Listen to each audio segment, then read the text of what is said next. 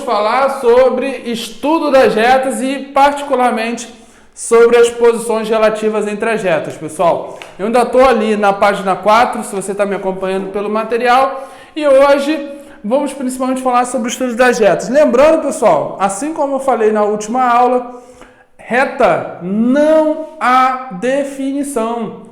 Não há definição para reta. Então, assim, ela caracteriza aquela situação que eu falei do axioma.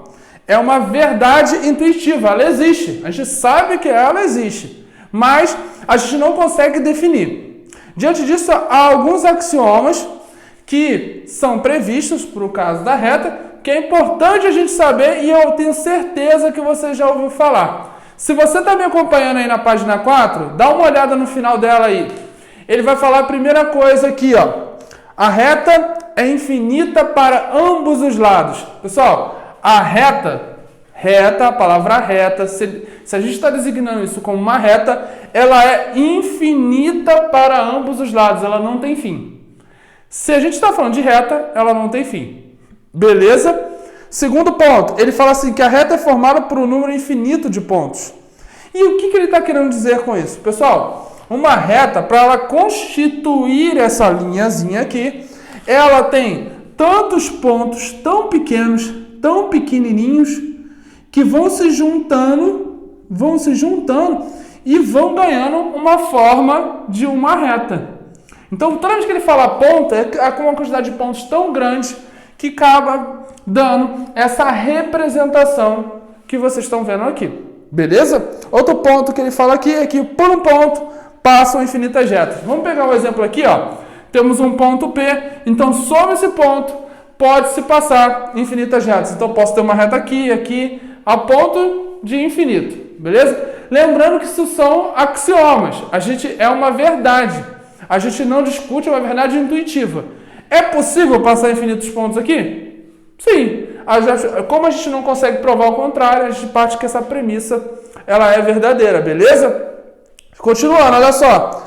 Por dois pontos distintos passa uma e somente uma reta. Essa aqui eu vou explicar na próxima aula.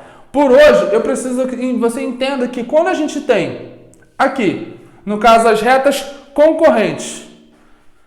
O que é a definição de reta concorrente, pessoal? Eu tenho um determinado ponto P e por esse ponto P passam duas retas.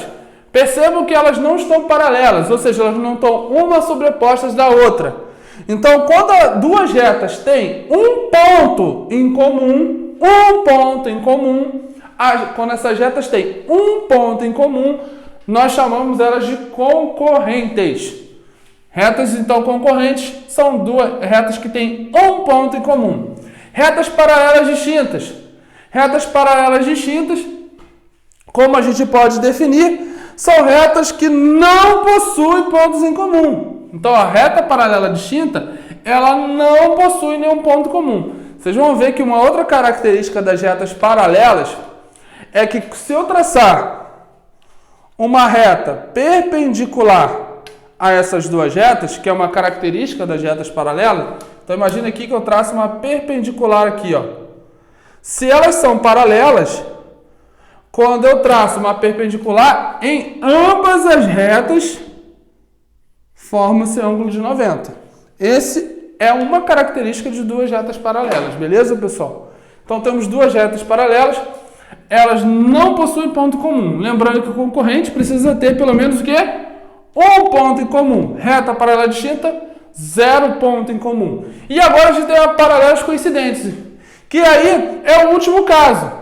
Repare, mas aqui não tem duas retas. Sim, esse símbolozinho aqui, ó, se você não entendeu, está dizendo R paralelo a S. Pessoal, retas paralelas coincidentes está uma sobreposta da outra, ou seja, todos os pontos de R são os mesmos pontos de S. É como se tivesse uma em cima da outra, a ponto de você não conseguir ver a distinção. Lembrando que eu estou levando em situação que todas essas retas são coplanares. O que eu estou querendo dizer com coplanares? Que elas estão no mesmo plano. Na próxima aula eu vou falar sobre os subconjuntos das retas. Reta, semi-reta, segmento de reta. Então vem comigo, continua aí.